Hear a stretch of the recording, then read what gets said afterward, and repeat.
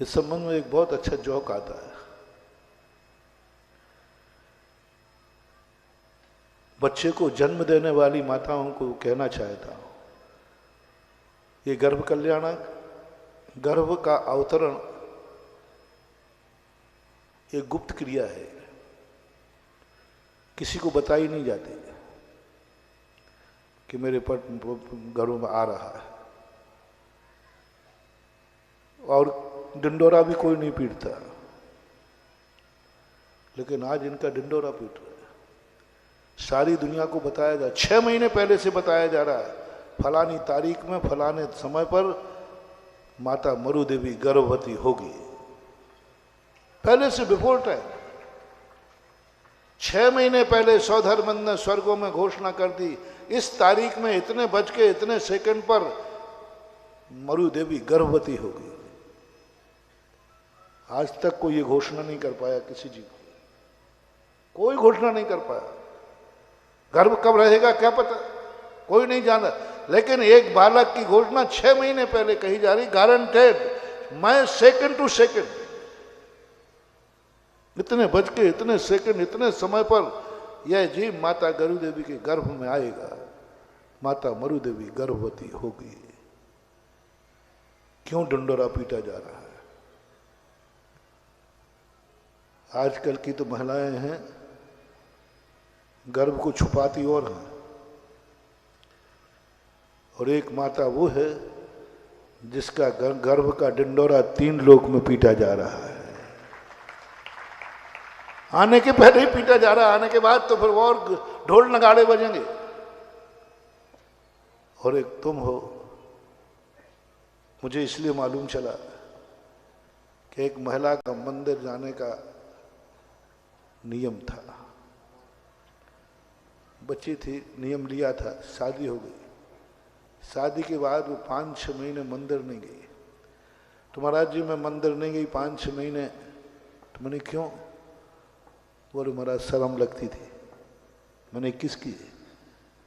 बोले प्रेग्नेंट बोलते, क्या बोलते, गर्भवती थी इसलिए। हो मैंने कहा मां बनते समय शर्म, शर्म तो शादी करते समय करती तो बात बनती है। शादी करते समय तो इतनी बेशर्म थी कि माँ बाप बूढ़े बैठे थे और उन्हीं के सामने तू हाथ पे हाथ पकड़ रही थी किसी जवान लड़के का। अनजान लड़का था कि नहीं, ऐसे पकड़। अब कैसे पकड़ते मुझे पता नहीं, तुम लोग जानते। उस समय शर्म नहीं खाई कि बड़े दादा लोग बैठे, दुनिया बैठे, शर्म खाती है, छुपाती है गर्भ को, कपड़े ऐसे छिलाएगी जिससे कि छुप जाए। यही तुम्हारा दुर्भाग्य है, तुम्हारे गर्भ में कोई पापी जीव आ रहा है जो मां को भी शर्मिंदा कर रहा है। जन्म जन्म का कोई पापी आया है, गर्भ में बेटा आने के बाद मां को शर्म लगे, लज्जा आवे, समझ लेना कोई पापी जीव आ रहा है जिसने कोई ऐसा पाप किया है जिसको जन्म देने पर मां को भी शर्म। और मंदिर छोड़ रहा है, मंदिर तक जाने में शर्म लग रही है, समझ लेना कोई राक्षस आ रहा है जो नास्तिक है, जो जिनेंद्र भगवान के दर्शन करने में भी मां को शर्मिंदा कर रहा है, मां को शर्मिंदा कर रहा है। मां उसको छुपाना चाह रही है। छुपाया किसे जाता है? पापी को। किसको छुपाया जाता है? पापी को छुपाया जाता है। पापी जीव आया है, छुपाओ, कपड़े छुपाओ, किसी को पता ना चल जाए कि मेरे गर्भ में कोई बेटा आया है। ये लक्षण समझना महानुभाव। जब तुम्हें अपने गर्भ में आए हुए बेटे को छुपाने का भाव आवे, शर्म की बात आवे, लज्जा की बात आवे, कहने में शर्म करे, समझ लेना कोई तुच्छ जीव, पापी जीव तुम्हारे घर में आ रहा है जो अपना संस्कार। महाभारत में भी इसकी चर्चा है, वैसे ही होगा।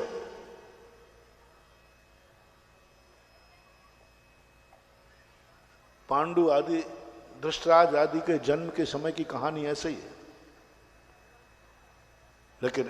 लेकिन आज माता मरु देवी, अपने घर में आए हुए बालक को लेकर के कल सुबह देखना राज दरबार में जाकर उजागर करेगी, मैंने 16 स्वप्न देखे हैं और मुझे ऐसा लग रहा है कि मेरे कुख में। ओह, उजागर कर रही राजमहल में।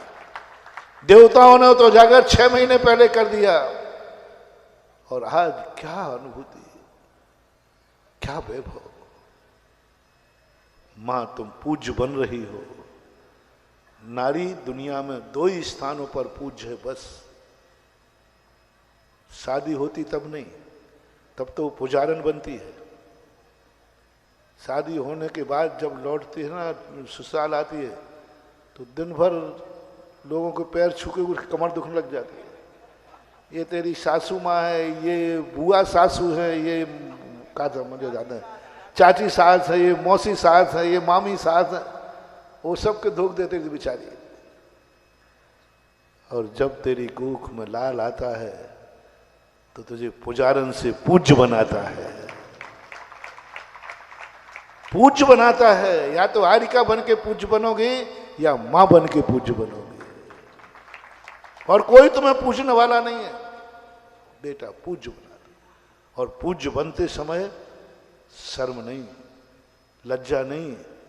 पूज्य बनना तो गर्व की बात है, शर्म की बात नहीं।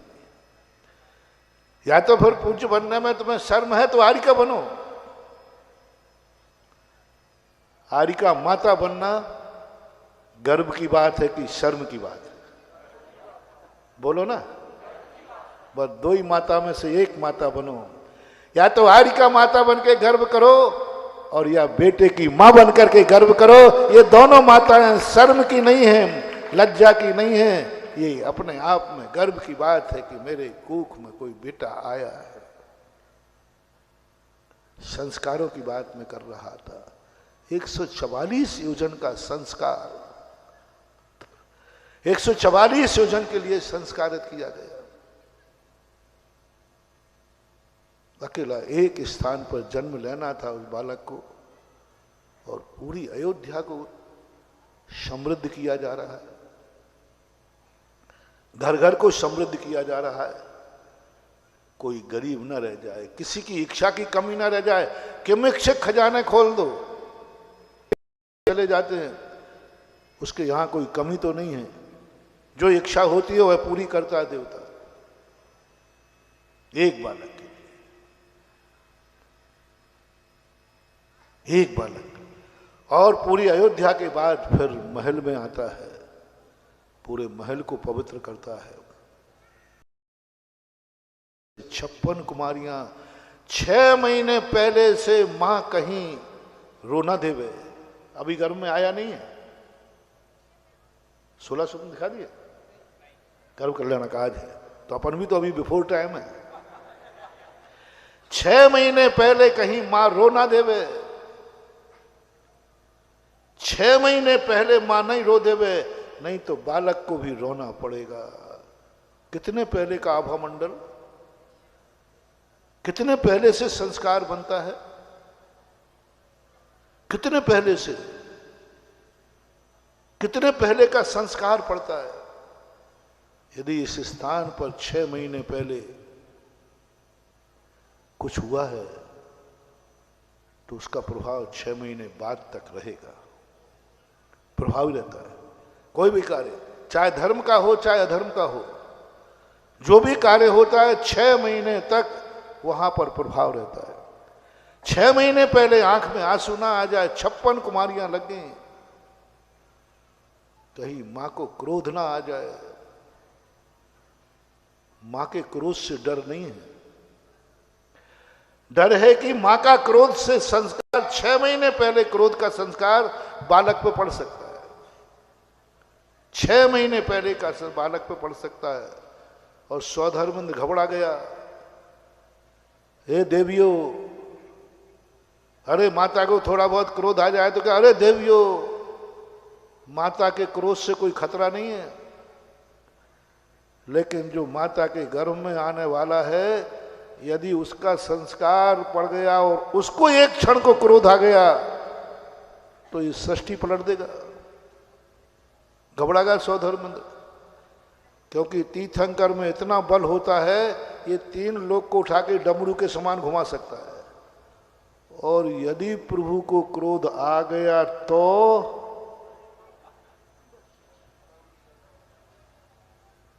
जाओ देवियो, माता के क्रोध का संस्कार नहीं पड़ना चाहिए। आ सकता है क्रोध मां।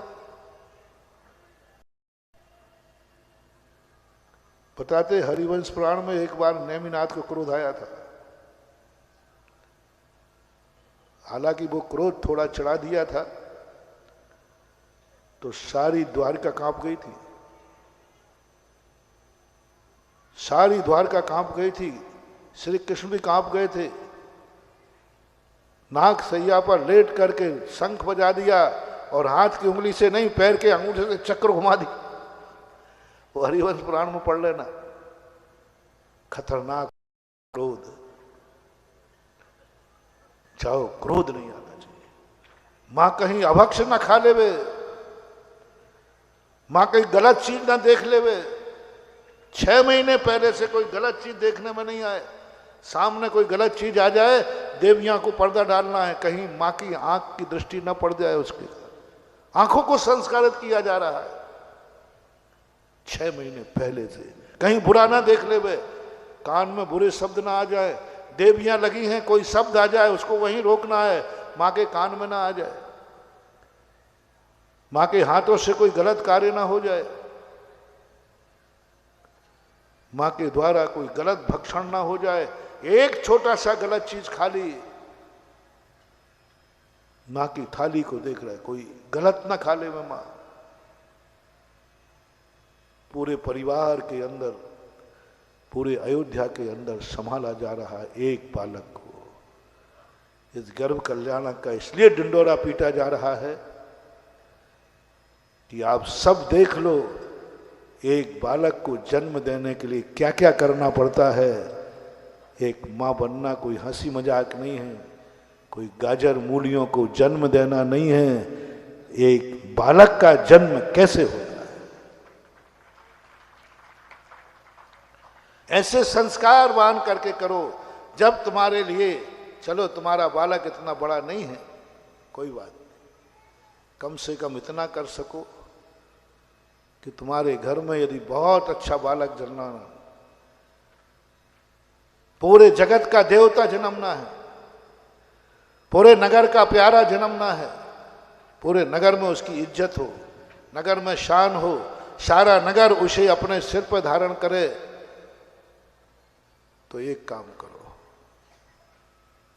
अपने नगर में मां बनने के पहले, पिता बनने के पहले नगर के हर दुख दूर कर दो, हर दुख दूर कर दो। किसी को गरीब मत रहने दो, किसी को रोने मत दो, किसी का सबके अभाव पूरे कर दो। कोई भी व्यक्ति यहां हमारे नगर में गरीब नहीं रहेगा, क्योंकि मेरे यहां बालक का जन्म होने का मन बनाया है। बालक का पूरे नगर को, सब नगर में से पापाचार, अत्याचार सब दूर करने का प्रयास करो पहले, यदि हो सके तो, कर सको तो करो। एक बार गुजरात में किसी ने रथ यात्रा निकाली, गजब की रथ यात्रा। मैं बिहार कर रहा था, रणथंबोर, वहाँ रणकपुर तरफ 100-150 किलोमीटर की रथ यात्रा थी। सेठ जी ने कहा कि मैं इतने ठाठ बाट से रथ निकालूंगा, ना जाने कितने लोग मुझे बद्दुआ देंगे कि देखो ये धर्म के कार्य कर रहे हैं, यहाँ हम भूखों मर रहे हैं। देखो ये लोग धन का, उन गरीबों की बद्दुआ मुझे नहीं मिलना चाहिए, क्योंकि गरीब तुम्हें सुखी देख करके दुखी होता है। यदि किसी के यहाँ कोई मर गया हो और तुम नाचो तो, बाजी बजाओ तो अपने घर में, तो वो क्या कहता है, उसके घर में नहीं, अपने घर में, लेकिन पड़ोसी हो तो भी कहते भैया बाजे बंद, क्योंकि पड़ोसी की यहाँ गमी हो गई। मेरी रथ यात्रा, मेरा ठाठ बाट देख करके ये सब लोग क्या करेंगे। गजब सेठ था, उसने कहा नहीं, यात्रा तो निकलेगी, लेकिन नगर में, गांव में जाने के पहले उस गांव में कोई कर्जदार नहीं होगा तो उसका कर्जा चुकाने के बाद रथ यात्रा आगे बढ़ेगी। मैंने इस पंचम काल में ऐसी रथ यात्रा दी, पूरा सर्वे किया गया। गांव के बाहर पहले रथ रुकता और पूरे गांव को कर्ज से मुक्त किया जाता। कौन सा कर्ज? व्यापार वाला, लोन वाला नहीं। कौन सा कर्ज? जो साहूकारों का, जो गरीबी का, शादी ब्याह का, दवाई का, बीमारी का। व्यापार वाला नहीं, व्यापार वाला कर्ज नहीं कहलाता, वो तो एक एक व्यक्ति का कर्ज चुका था, सबका। सबको कर्ज में कर ढिंडोरा पीटता कि भाई कोई कर्जदार तो नहीं है, किसी कोई ऐसा तो नहीं जो बीमारी हो तो पैसे के कारण वो दवाई नहीं करवा पा रहा हो, पैसे के कारण दवाई नहीं करवा पा रहा हो, पैसे कारण से तुम्हारा कोई बेटा बेटिया परेशान हो रहा हो। सबको कर्ज मुक्त करके और पूरे गांव को पहले जीवन कराएगा, भोजन कराने के बाद रथ यात्रा उस गांव से पार होती थी। और हर गांव में यही, हर गांव में यही। लगभग आज से 20-22 साल हो चुके। उस समय उनके कितने 20-50-25 करोड़ ऐसा कुछ खर्च हुआ। 65 करोड़ रुपया खर्च हुआ था रथ यात्रा, कर चुका था। अब बोलो क्या रथ यात्रा थी, क्या महोत्सव था। अब बोलो रथ यात्रा में पुण्य है कि इस दुआ में पुण्य था। और लोग पीछे होते गए, लोग पीछे होते गए, गांव गांव पीछे होते गए। बताते कि हजारों लाखों लोग उस पद यात्रा पे गए और सारा खर्चा, और भगवान के पास कहा, भगवान मैं आपकी रथ यात्रा किसी के आंसुओं पर नहीं लाया हूं, मैं रथ यात्रा किसी खुशियों पर लाया हूं। ये सब हमारे साथ यही होता है। तीर्थंकर के जन्म पर तीर्थंकर आएगा, हर घर में खुशहाली देगा। तीर्थंकर आएगा, हर घर में खुशहाली होगा। कोई यहां तक कि नरकों में एक समय के लिए शांति होगी, वही तो दुआ देंगे। ओह तीर्थंकर ने नरकों में भी शांति कर, हर घर दुआ दे रहा है। इन दुआओं को लो, तुम बालक के लिए दुआ लो। कौन देगा दुआ? सारा नगर दुआ देगा। अच्छा हमारे सेठ के यहाँ बालक जन्म रहा है, ओह जब ये बालक था ना, हमारा सारा कर्जा सेठ जी ने चुका दिया। दुआ। ये हमारे घर में तो बीमारी आई थी, मर जाते, लेकिन सारे बीमारियों की दवाई करा दी थी। दुआ, चारों तरफ से दुआ। 12 योजन के हर घर से एक दुआ निकलती है। हर घर स्वागत के लिए खड़ा हो जाता है, हर घर इंतजार करता है। भगवान आने वाले हैं, जब उनके आने के पहले ही हमारी ये दशा है तो आने के बाद क्या होगा, बस इंतजार चालू है। और उसी समय रत्नों की वृष्टि चालू होती है 6 महीने पहले से। इतना संस्कार करते हैं। आप लोग कितना कर सकते हैं? गर्भ कल्याणक को जन्म कल्याणक में सदा कहता हूं, गृहस्थों को ये 2 कल्याणक बहुत अच्छी तरह देखना चाहिए। तुम्हारी जिंदगी की धरोहर है, तुम्हारे बेटे के लिए बहुत बड़ा कॉलेज है, ये बहुत बड़ा ज्ञान है। जो जो संसार में प्रवेश करना चाहते हैं उन्हें ये 2 कल्याणक अपने जीवन में जरूर देख करके और भावना करना चाहिए और सीखना चाहिए। अब तुम्हें निर्णय लेना है, तुम कितने लोगों को सुखी कर सकते हो माता पिता बनने के पहले, वो निर्णय आपका है। जितना बड़ा कर सकोगे, पूरे आर्यावर्त को कर सको, नहीं कर पाओगे। नगर को कर सको, नहीं कर पाएंगे महाराज। मोहल्ले को कर सको, नहीं कर पाएंगे महाराज। चलो अब अंत में आता हूं, क्योंकि इतना पुण्यात्मा जीव तुम्हारा नहीं है कि तेरे जन्म पर तेरे माता पिता इतने समर्थ हो जाएं कि सारे 12 योजन को तृप्त कर दे। ये तो पुण्य लेके आया है। नाभि राय की इतनी ताकत नहीं थी।